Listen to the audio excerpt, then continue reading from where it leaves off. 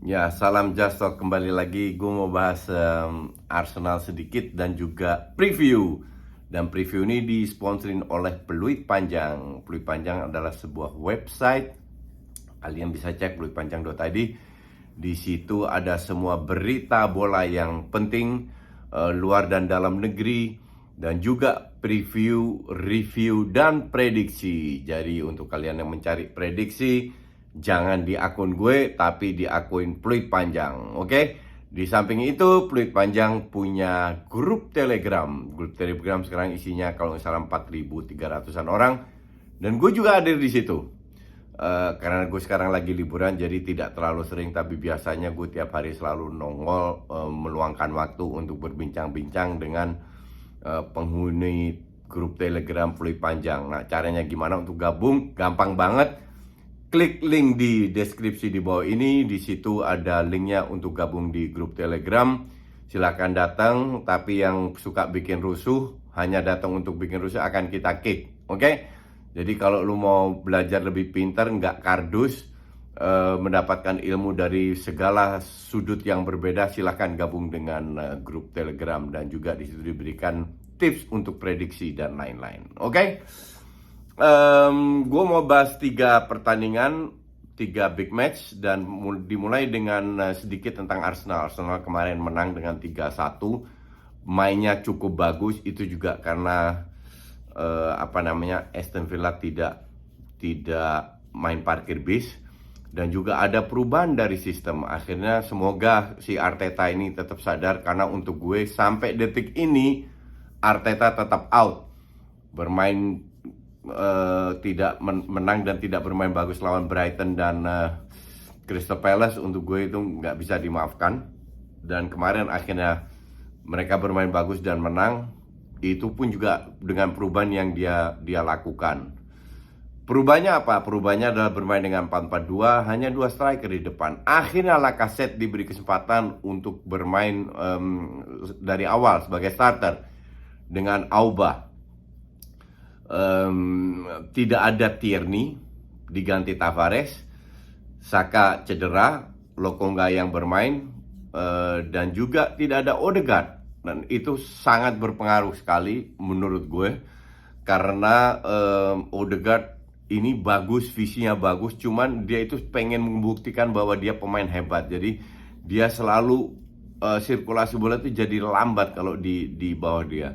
Jadi nggak ada salahnya untuk sekali-sekali dicadangkan, karena sebelumnya Arteta ini selalu memainkan 3 pemain muda dan selalu ada yang nggak main bagus. Jadi untuk gue sih, gue juga tidak lihat Smith Rowe bisa bermain bareng Odegaard. Kayaknya dia kurang pede, lebih baik tanpa Odegaard, atau kalau Odegaard dimainin, Smith Rowe lebih baik dicadangin. Oke, dan Tavares menunjukkan bahwa dia memiliki fighting spirit yang luar biasa, dan juga timing, positioning lebih bagus daripada Tierney. Tierney itu permainannya textbook, dan kalau di press dikit back pass ke belakang. Ini yang bikin gue enak sama Tierney. Sama kayak Granit Xhaka. Jadi semoga perubahan ini diteruskan, bisa konsisten, baru kita lihat apakah Arteta out atau in. Tapi pada saat ini ya, kardus yang bilang gue, yang ngatain gue kardus pengen menikmati Arsenal. Iya, gue menikmati, bukan berarti Arteta tidak out ya. Terus kita ke Real Madrid dulu. El Clasico, Barcelona, Real Madrid, 2 tim yang sangat tidak konsisten. Beruntung Barcelona memiliki pemain yang cedera sudah kembali lagi, kecuali Dembele itu bisa bermain next weeknya lawan Rayo, atau midweek lawan Rayo. Tapi El Clasico ini terlalu cepat. Tapi untuk gue sih bukan alasan. Yang jadi masalah dengan Koeman, bahwa dia mengatakan dia tidak bisa bermain tiki taka dengan kualitas pemain ini, gue bisa terima. Tapi at least positioning lu itu jauh lebih bagus. Sekarang gue lihat dia itu terlalu fokus ke lini belakang, sehingga gampang sekali diobrak-abrik dari lini tengah. Nah, Barca yang kita kenal itu lebih fokus ke lini tengah, sehingga dengan pemain-pemain itu seringkali di belakang satu lini ya, satu garis itu ada 6 pemain. Nah, terus dua pemain di depan, sisanya berapa? Cuman 2-3 di tengah, sehingga gampang sekali dimanfaatkan. Ini yang kalau gue bilang harus dirubah, karena pada saat lu bermain seperti itu, lu tidak bisa memanfaatkan transisi menyerang, dan juga pada saat transisi bertahan diserang lawan itu juga seringkali bolong dari lini tengahnya. Untuk gue PR-nya itu masih di lini tengah. Busquets untuk gue sih udah habis ya, bukan dia jelek, tapi lawan tim-tim yang papan atas seringkali Busquets kesulitan. Juga kesulitan speed, walaupun kalau ketemu tim menengah ke bawah dia masih oke lah.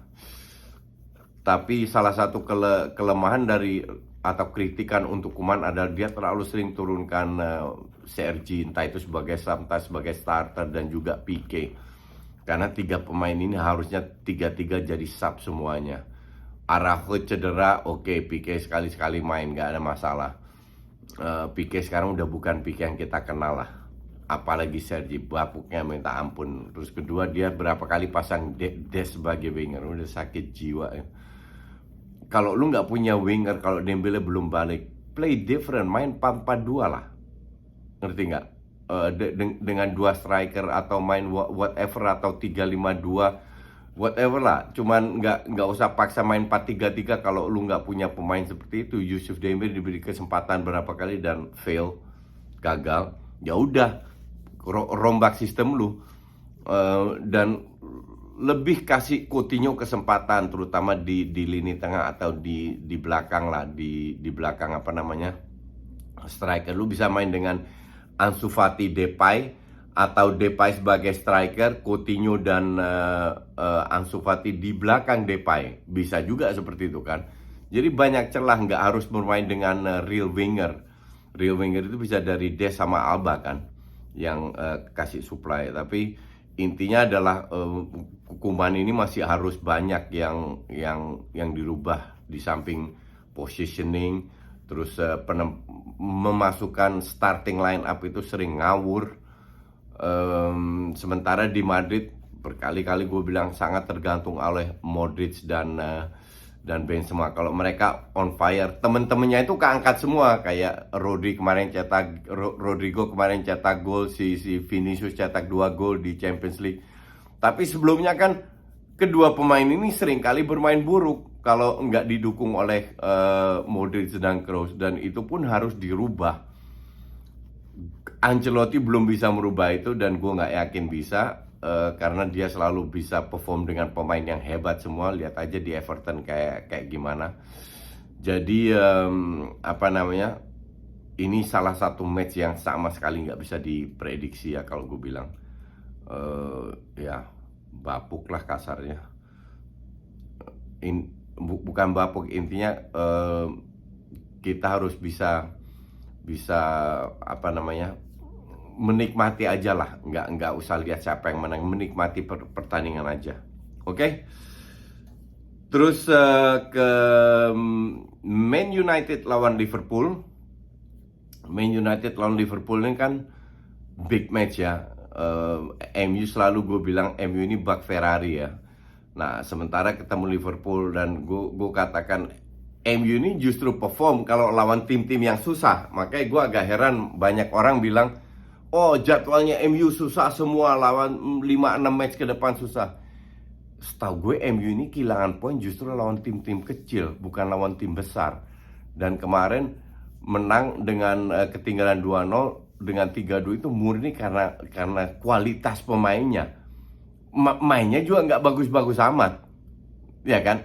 Nah sementara Liverpool lagi gila, lagi on fire banget, ngerti nggak? Depannya on fire, belakang on fire. Tapi ya kita juga tahu Liverpool lawan Chelsea 10 orang pun nggak bisa menang. Jadi Liverpool pun banyak celah, terutama ya bisa dibilang di lini tengah. Tapi selama lu depan cetak banyak gol, dan that's why they still win the game gitu loh. Dan Van Dijk cukup bagus, hanya Matip masih ya belum terlalu bagus amat lah.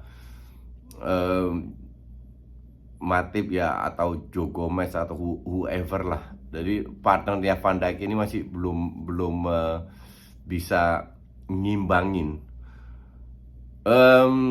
Ya kalau dibilang ini juga susah, kalau pemain MU lagi on fire sangat bisa cetak gol, tapi kemungkinan besar Liverpool yang akan pegang bola. Dan kalau depannya seperti berapa match sebelumnya Salah, Mane lagi on fire, ya selesai juga MU. Hanya kalau MU sangat efektif dengan peluang-peluang yang Bruno Fernandes, Ronaldo, sangat bisa MU cetak gol juga. Kembali lagi ke ya pelatihnya Ole, apa yang dia lakukan. Sebenarnya sih gue yakin nggak terlalu banyak berubah. MU tetap ngandelin skillnya si terutama Bruno dan Ronaldo, dan itu kadang cukup untuk menghasilkan 3 poin. Match ini pun untuk gue ya agak ya nikmati aja lah sebagai fans netral. Inter lawan Juve ini kan lagi terseok-seok, tidak bermain bagus, tapi jangan kaget, jangan meremehkan Juve, karena mereka terakhir ini selalu menang dengan 1 gol, 2 gol, ugly win, but still mereka menang berkat bukan berkat kipernya, tapi lini belakangnya yang bagus dan depannya selalu cetak gol. Ketemu Inter yang lebih feeling, gue lebih menguasai bola. Ini yang bahaya. Pada Juve hanya mengandalkan counter. Disitulah salah satu kekuatan mereka, terutama dengan Chiesa. Gue nggak tahu Morata main atau tidak, tapi kalau Moisikin main, dia pun juga punya speed. Inter, yang jadi masalah dengan Inter adalah lini tengah bermain dengan 1 DM. Si Brozovic ini sering kali maju ke depan, sehingga counter itu yang diandelin cuma 3 pemain. Nah, 3 pemain kalau lebih ditarik ke dalam, lini tengahnya sering kosong. Jadi shooting dari lini kedua itu bisa dimanfaatkan oleh Juve. Kita lihat apakah Juve bisa memanfaatkan itu atau tidak. Tapi intinya ini adalah ya match. Gue nggak heran kalau ini seri ya, karena Juve sulit untuk cetak banyak gol, sementara Inter ya bisa dengan gampang cetak gol, tapi juga gampang banget kebobolan. Kalau kita lihat dari data, Juve kebobolan 10, cetak 12 gol. Ya, seperti gue tadi bilang, tipis-tipis lalu kan. Jadi antara kebobolan dan cetak gol hanya selisih 2 gol. Sementara Inter hanya kebobolan 11, cetak 23 gol. Jauh lebih banyak golnya. Inter itu 2 kali seri, sekali menang. Sementara Juve 2 kali seri, sekali kalah. Juve 2 kali seri, 2 kali kalah. Jadi selisihnya cuman sekali kalah, 3 poin doang. Ini akan menjadi match seru, dan semoga Napoli besok menang, Mourinho diobok-obok lagi. Oke? Thanks for watching. Kita ketemu hari Senin dengan review match-match yang tadi gue bikin preview ya. Thank you.